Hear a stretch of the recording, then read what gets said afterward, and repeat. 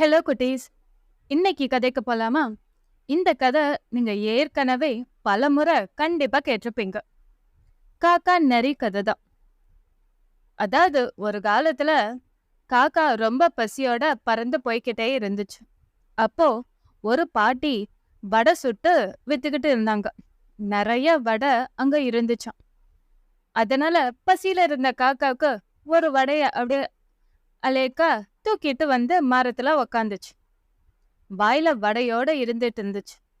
எப்படியாவது சாப்பிடலான்னு நினைக்கும் போது அந்த பக்கமா வந்த நரி காக்காவை எப்படியாவது ஏமாத்தி வடைய சாப்பிடணும்னு ஆசைப்பட்டுச்சு. அதனால காக்கா கிட்ட பேச ஆரம்பிச்சுது. ஆஹா காக்கா, நீ குயில் மாதிரி நல்ல கருப்பா அழகா இருக்க. ஆனா குயில் மாதிரியே நீ பாடவும் செய்வன் தான் நான் நினைக்கிறேன். நீ ஒரு பாட்டு பாடேன் அப்படின்ச்சான்.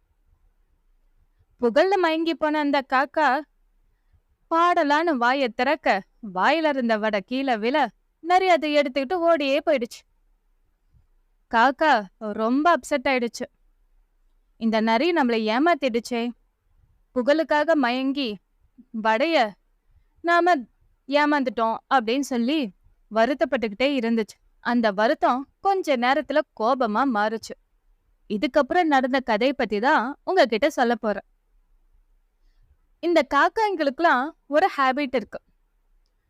தனக்கு யாராவது துன்பம் செஞ்சிட்டாங்க அப்படின்னா அது எப்படியாவது ஏதாவது ஒரு வகையில அது பழிவாங்கியே தீரும்.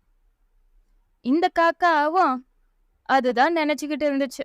அதனால அந்த காக்கா என்ன பண்ணுச்சு, இப்படி இந்த நரி வந்து தன்னை ஏமாத்திடுச்சுன்ட்டு தன்னுடைய எல்லா ஃபேமிலி, ரிலேட்டிவ்ஸ், ஃப்ரெண்ட்ஸ் எல்லாத்துக்கிட்டையும் சொல்லுச்சு.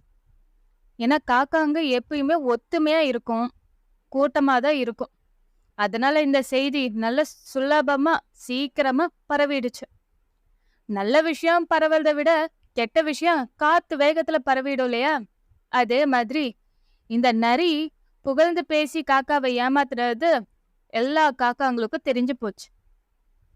தெரிஞ்சாலும் தன்னோட இனத்தை விட்டு கொடுக்க மாட்டாங்க இல்லையா? எப்படியாவது அந்த நரிக்கு புத்தி புகட்டியா ஆகணும்னு எல்லா காக்காங்களும் முடிவு பண்ணுச்சு. அதனால நரி வரும்போது அந்த இடத்த விட்டு விலகி விலகி போய்கிட்டே இருந்துச்சுங்க ஒவ்வொரு காக்காவும். ஆனாலும் இந்த நரிய எல்லாரும் பேசி வச்சுக்கிட்டு மாத்தி மாத்தி கண்காணிச்சுக்கிட்டே வந்தாங்க. என்னைக்காவது ஒரு நாள் அந்த நரிக்கும் நல்ல விருந்து கிடைக்கும் இல்லையா? அதோட உணவை எப்படியாவது நம்ம கூட்டமா போய் பறிச்சிடணும்னு ஒரு பிளானே போட்டு வச்சிருந்தாங்க. அதே மாதிரி ஒரு நாள் நரிக்கு நல்ல ஒரு விருந்து கிடைச்சது. காட்டுல இருக்க சிங்கம் வேட்டையாடி விழுந்த ஒரு துண்டு, அதாவது கறி துண்டு வந்து இந்த நரிக்கு கிடைச்சது.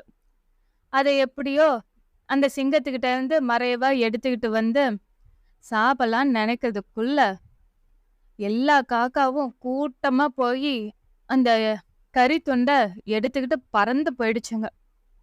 நரி ஏமாந்தே போயிடுச்சு. அப்புறம் ஏமாந்து போன அந்த காக்கா நரிக்கிட்ட வந்து சொல்லுச்சு, இப்ப எப்படி இருக்கு உன் மனசு, யோசிச்சு பாரு, எனக்கும் தானே அன்னைக்கு அப்படி இருந்துச்சு அப்படின்னு அந்த காக்கா சொல்லுச்சான். ஆமா ஆமா, என்னை மன்னிச்சுடு. அன்னைக்கு நீ பசியில தான் இருந்திருப்ப, நானும் அன்னைக்கு பசியில இருந்தேன். தந்திரமா உன்கிட்ட பேசி, உன்னை புகழ்ந்து பேசி மயக்கி அந்த வடையை நான் மட்டுமே சாப்பிட்டுட்டேன். அது எவ்வளோ பெரிய தப்புன்னு எனக்கு இப்பதான் புரிஞ்சுது. அன்னைக்கே நான் உன்கிட்ட கேட்டிருந்தா கண்டிப்பா நீ என் கூட பகிர்ந்து தான் சாப்பிட்ருப்ப. ஏன்னா நீ உனக்கு உணவு கிடைச்சாவே மத்த எல்லா காக்காங்களையும் கூப்பிட்டு தானே சாப்பிட்ற, ஒத்துமையா தானே நீங்க இருக்கீங்க. அதை நான் மறந்தே போயிட்டேன். என்னை மன்னிச்சிடுன்ட்டு அந்த நரி அந்த காக்கா கிட்ட மன்னிப்பு கேட்டுச்சான். அப்புறம் எல்லா காக்காங்களும் நிறைய மன்னிச்சிடுச்சுங்க. மன்னிச்சது மட்டும் இல்லாம அந்த கறித்துண்டை எடுத்துட்டு வந்து எல்லாருமே பகிர்ந்து சாப்பிட்டாங்களாம், சந்தோஷமா இருந்தாங்களாம். இதுதான் கிட்ஸ். நாம ஒருத்தவங்களை ஏமாத்தணும்னு முயற்சி பண்ணி ஏமாத்தணும் அப்படின்னா அது நமக்கு உடனே வந்து பாடத்தை கத்து கொடுக்காது.